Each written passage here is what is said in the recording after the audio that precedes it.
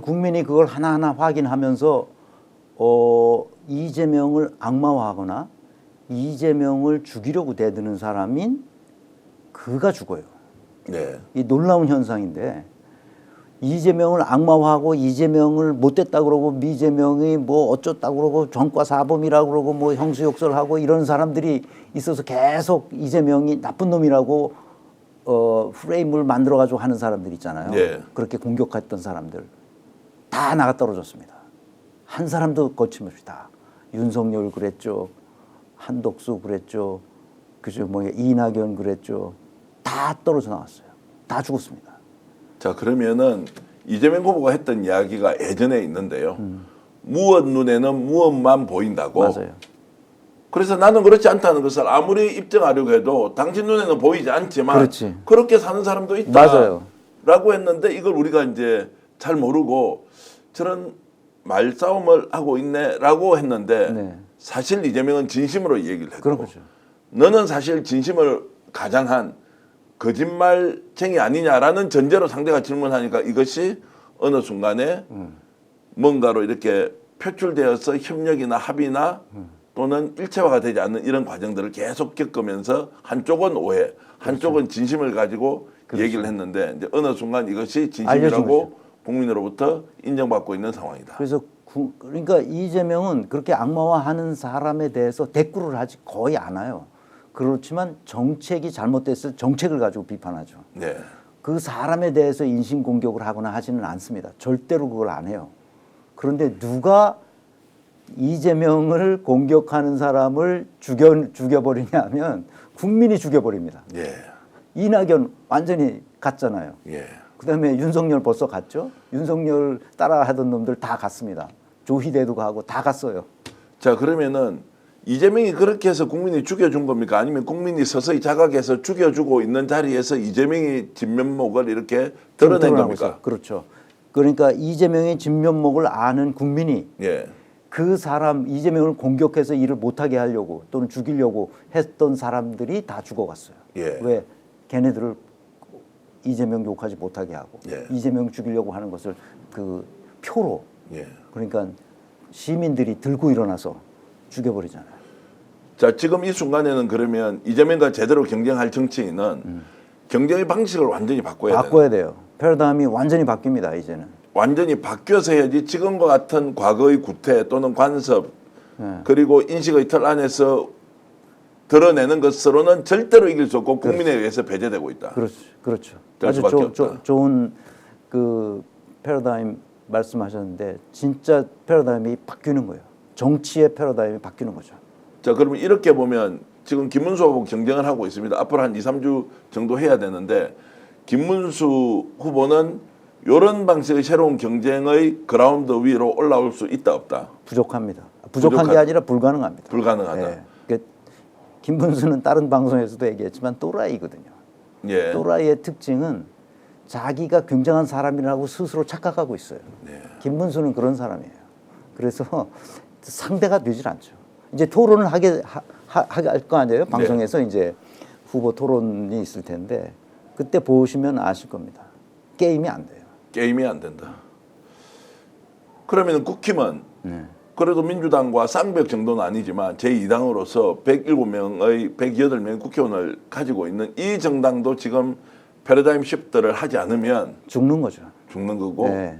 이제는 민주주의라는 거대한 이 길목 위에 우리가 서 있어요. 다 같이 가야 되는데 여기서 민주주의 체제에서 반동적인 생각을 하는 사람들은 예. 이 대열에서 낙오될 수밖에 없어요.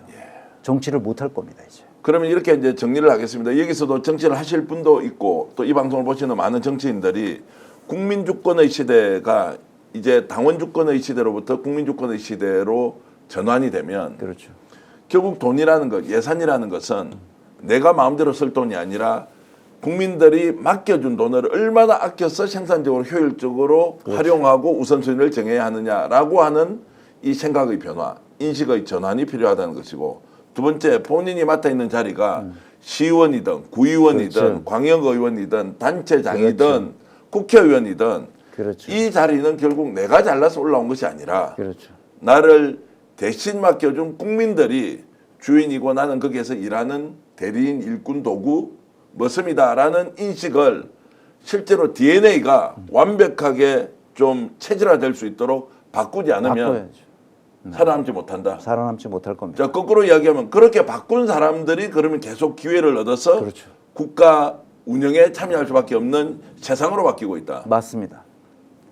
그렇게 바뀌는 이제 초입에 우리가 있는 거죠. 예. 그래서 지금 국회의원들 중에 상당 부분이 아직도 정신을 못 차린 사람들이 민주당 내에 많이 있습니다. 예. 그게 몇 가지 최근에 제가 경험한 바에 의해도 아직 멀었구나, 국회의원들이. 근데 세속적으로 질문을 드리면 이재명 후보도 결국 대통령 되고 나면 그 과거의 간섭이나 구태를 완벽하게 벗어날 수 없기 때문에 또 여기에 젖어들 가능성이 있다. 그럴 가능성은 없습니다. 없습니까? 왜 없냐? 과거의 행동을 보면 알 수 있어요. 그 과거의 행동이 그 어떠냐에 따라서 그것이 다시 어떤 자리에 가도 그것이 재현되거든요. 그것이 이제 오랜 동안 심리학자들이나 우리 경영학자들이 연구해서 나온 것인데 거의 그게 맞아요. 그게 예측 가능성인데 뭐 무당이라서 뭐 예언하는 게 아니라 그거는 그렇게 될 수가 없습니다. 네. 왜냐하면 그렇게 되는 순간 이재명도 날아갑니다. 예. 이재명은 그걸 알고 있어요. 예. 자기가 뭘 해야 되는 본분이 뭐라는 것을 알고 있기 때문에 네. 아마 국회의원들, 지금 민주당 국회의원들, 이재명이 대통령이 돼서 다음 정부를 이끌 때 국회의원들이 정신 바짝 차리지 않으면 얘네들도 국민이 가만두지 않고 날려버릴 겁니다. 자, 그러면 두 번째 질문은 자, 이렇게 이제 바꾸자고 하면 체질이 바뀌는 것은 쉽지 않은 데다가 두 번째 아니 지도자라는 게 근본적으로 국민을 겸허하고 이끌어가고 그러면서 그분들 존중하고 받들면 되지. 내가 객관적으로 더 똑똑하지 않느냐. 머리도 좋고 지식도 많고 또 실제로 업무 역량도 더 뛰어난데 이걸 어떻게 머슴이나 일꾼이나 도구의 위치로 바꾸라고 하느냐라고 하면서 자신이 가지고 있는 실질적인 권한이 이제 뺏길 수 있기 때문에 상당한 저항이 기성의 질서에서는 나올 수도 있다는 생각이 드는데. 그렇죠. 저항이 있는데 저항하는 지금은 이제 유튜브 시대잖아요. 네. 그 SNS 시대고 누가 저항하는지를 귀신같이 알아요. 국민이. 네. 저놈이 저항하는구나. 한 예를 들어 드릴게요. 제가 이걸 얘기해도 되는지 모르는데 언론에 나진 않았어요. 이거 언론에 날 만한 큰 일인데 네. 언론에 나진 않았는데 어떻게 그것을 제가 국회에서 하는 세미나에 최근에 한번 갔어요. 네. 제가 그 IT 분야 전공자는 아닌데 인사조직 전공자로서 그 블록체인 암호화폐 산업에서 일하는 스타트업을 자문하고 컨설팅한 경험이 있어요. 네. 그래서 거기서 무슨 일이 그 스페이스에서 일어나는지 저 알기 때문에 저한테 연락도 주고 뭐 그래서 그 사정이 있어서 오늘 방송 어떠셨습니까? 마음에 들었다면 구독, 좋아요로 스픽스를 응원해 주십시오. 여러분들의 구독, 좋아요는 가장 큰 힘이 됩니다. 스픽스 구독, 좋아요.